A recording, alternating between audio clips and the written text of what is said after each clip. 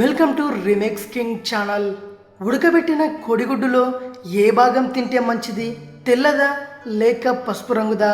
దేన్ని ఎక్కువగా తినాలి? మామూలుగానైతే ఉడకబెట్టిన గుడ్డుని అలాగే తినేస్తాం. అలా తినడం మంచిదేనా? ఎగ్ వైట్, యోల్క్ రెండిట్లో ఏది బెటర్? రెండిట్లో ఏది మన ఆరోగ్యానికి ఎక్కువగా సహాయపడుతుంది?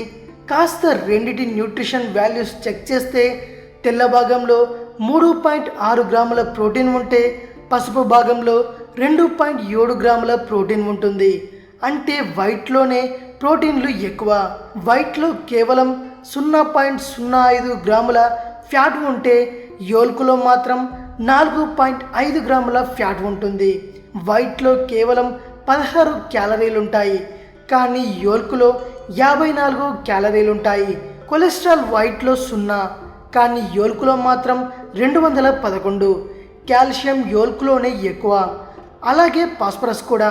పొటాషియం, సోడియం, రిబోఫ్లోవిన్ వైట్లు ఎక్కువగా ఉంటే zinc, selenium, thiamine, folate, B12 యోల్కులో ఎక్కువగా ఉంటాయి.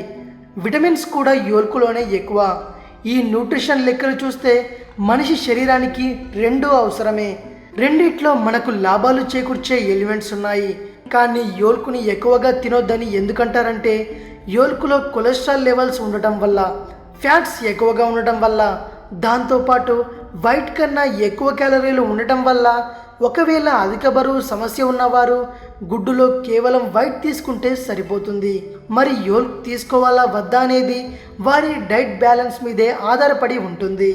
ఇక కొలెస్ట్రాల్ సమస్యతో ఇబ్బంది పడేవారు యోల్కుని తీసుకోకపోవడమే మంచిది.